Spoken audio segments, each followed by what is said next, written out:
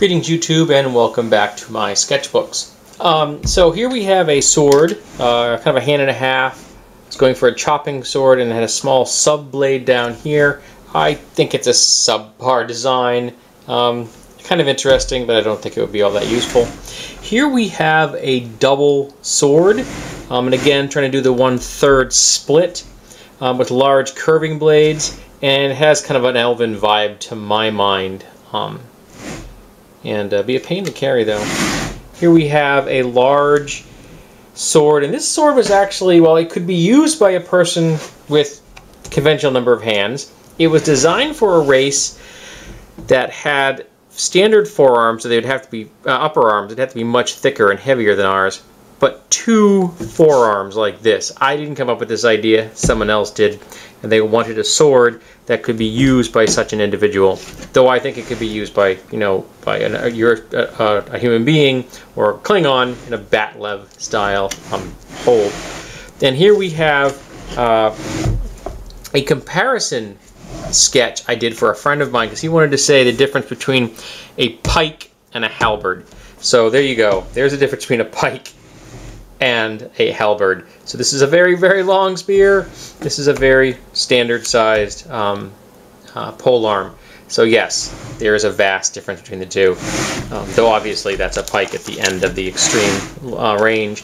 Here we have another battle staff. So we have an inward curving blade on that end, and then a slashing, chopping kind of blade on this end. And here we have something I come up with, and this was supposed to be really want to break down how this would look. So I had, this is the whole weapon. It's a double weapon. Could be used as a blunt weapon, but it's also a counterweight. And it's a wooden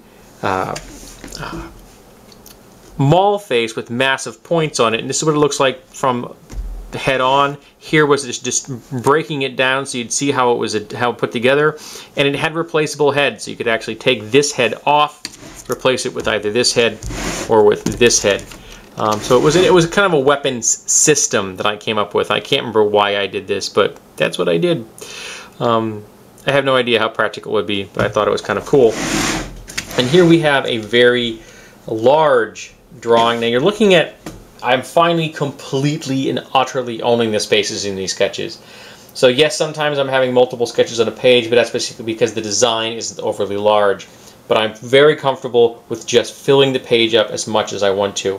In fact, there are times in the future that the page is too small, that my ideas are starting to spread out, and I would have been better off with larger paper, but this is what I had available to me.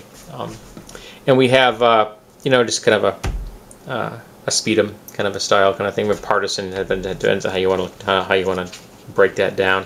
But it's also a useful spear for hunting wolves or boar or monsters. So here we have a couple of themed axes. We have a 2-handed battle axe and a 1-handed axe, and I was kind of going for a geometric rune type of vibe going on there. So this is what they look like, and I don't remember what the inspiration for this was. I really don't. This one designed so you could have a lanyard here, and this was showing that this went down through the center, so this is a full tang design in both cases, so it's very strong. And here we have another kind of a fantasy Chinese design. So this end is piercing and slashing, and this end got multiple hooks. These would probably snap off. They're just simply not strong enough. But it looks nice in a fantasy sense. And here we have a throwing blade, which is all about edges and no points. Here we have another 2-pointed knife. So we have a long, thin blade there, and they're here. I very much see that as an assassin's weapon. Here we have another hand blade, and I was showing both in, this is what it looks like on edge. Why, I don't know, but I did. And this is what it looks like. It's all about the slashing with this particular weapon. Here we have a great hammer, and this is designed, here's it looks on, if you're looking from that direction, that's what that looks like. And it's all about absolute impact against a target. So this is awesome to use it against heavy armor or creatures of a very solid constitution. It's designed to put maximum amounts of kinetic energy into a target. And I designed this with like dwarves or the Goliath race from D&D in mind. And here we have an axe design where I wanted to go with a completely circular blade. I wanted to show what it looked like in profile. So we have a single, this is supposed to be a one-handed weapon, so it was fairly light, and this is hollow steel tubing with concave spiral, and I quite like the way that came up. I believe someone might have done a digital version for that for me, but I'm not 100% sure, I don't remember. Here we go with my version of trying to make a somewhat functional claw weapon that you handheld. So this is what it looks like in side view. This is where straps would go and be wrapped around your wrist. Here's what it looks like in front on. So you've got the two claws here, along with some points in the middle. These are mostly really good for blocking, catching blades and things like that. Though I guess if you could use this to really harm someone's forearm, if you can get in there and get their forearm in that space, you might be able to channel it into those blades.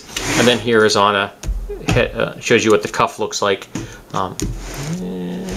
Yeah, this shows you what the cuff looks like, and that this point is just because I liked it. I had no other reason to put that in there. Here we have another battle staff. This with an inwardly curving blade on this end, and then kind of an outwardly curving blade on that end. And almost, not quite a mirror, but close to it, and all about slashing and such.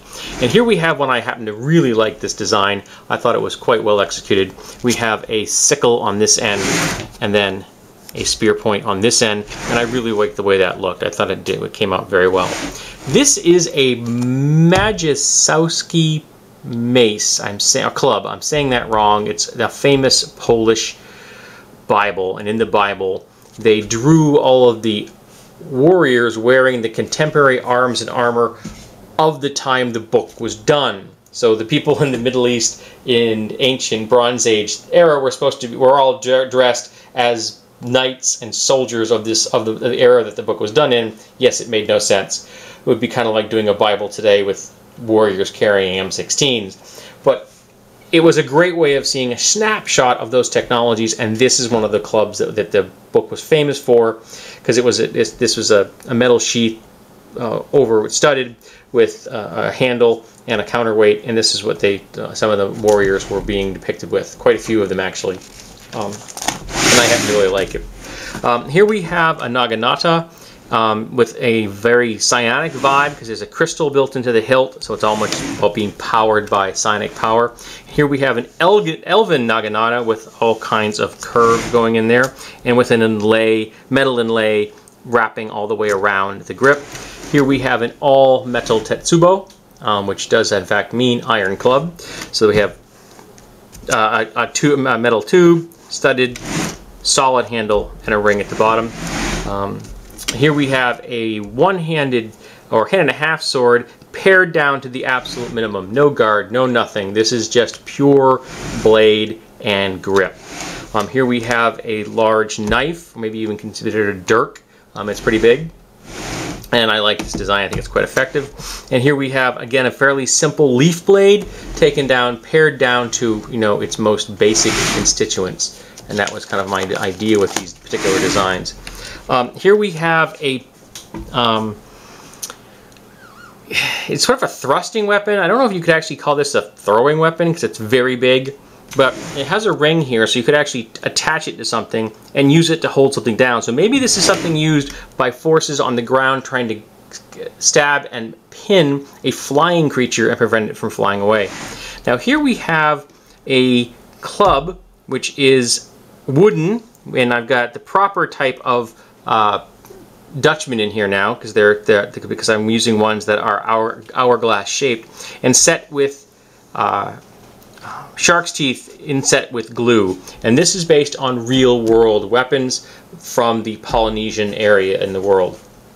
And I think that was quite cool looking. Here we have a war sickle, kind of taking the sickle idea and making it completely combat oriented, though you could still use it to harvest plants, I guess. Here we have a heavy spear with inset gem, so obviously some kind of magic item. I think I might have used that as an illustration. Here we have a sword. I think this is the sword I did for my friend Scott. That was the picture I showed you earlier in another video that he had done of a character. And this was the one-handed weapon. I was kind of I'm kind of a tribal version of a katana in some ways. So this is what I came up with. Here we have a double-ended staff, which is kind of a curvy look to it. And this is a all wooden spear, obviously reinforced with some kind of magic to make it work. Though you could fire harden a spear like this and have it be usable for at least a few times before it got too dull. And I actually kind of made it look like that this was the end of the wood that had been chopped off to make the spear. And I thought that was kind of cool and very befitting for a primitive barbarian or druid.